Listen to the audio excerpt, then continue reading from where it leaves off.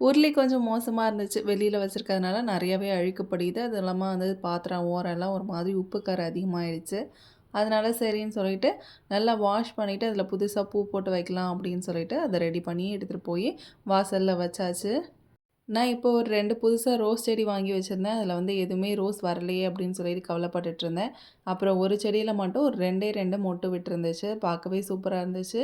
அப்புறம் இன்னைக்கு லஞ்சுக்கு காலையிலேயே வந்து ரெடி பண்ண ஆரம்பிச்சாச்சு. சௌசௌ போட்டு சாம்பார் வச்சுட்டு, அதுக்கப்புறம் வந்து கோவக்காய் போட்டு பொரியல் பண்ணிடலாம் அப்படின்னு சொல்லிட்டு, சௌசௌ சாம்பாருக்கு தான் ரெடி பண்ணிட்டு இருந்தேன். சௌசௌ நல்லா வதக்கிட்டு, அதுக்கப்புறம் குக்கரில போட்டு ஒரு விசில் விட்டு இறக்கினோம் அப்படின்னா, சாம்பார் ரெடி ஆயிடும். சாம்பார் இந்த பக்கம் வச்சுட்டு, அதுக்கப்புறம் வந்து கோவக்கா பொரியல் தான் ரெடி பண்ணியிருந்தேன். நாள் நைட்டே வந்து நான் கோவக்காலாம் கட் பண்ணி ரெடி பண்ணி வச்சுட்டேன் இப்போ. ஏன்னா முன்னாடியே செய்கிறது கொஞ்சம் ஈஸியா இருக்கு. அப்புறம் ஸ்ட்ரெஸ் இல்லாம இருக்கு. அதனால சரின்னு சொல்லிட்டு முதல் நாள் நைட்டே வந்து காய்கறிலாம் கட் பண்ணி எடுத்து வச்சுடுறேன். நான் நேரமா எழுந்திரிக்கிற ஆள்லாம் கிடையாது. அதனால நாள் நைட்டே கட் பண்ணி வச்சுக்கிட்டா, காலையில ரொம்ப அவசரம் அவசரம் செய்ய வேணாமே அப்படின்னு சொல்லி தான் கட் பண்ணி ரெடி பண்ணியிருந்தேன். அதே மாதிரி சூப்பரா சீக்கிரமாவே செஞ்சு முடிச்சுட்டேன்.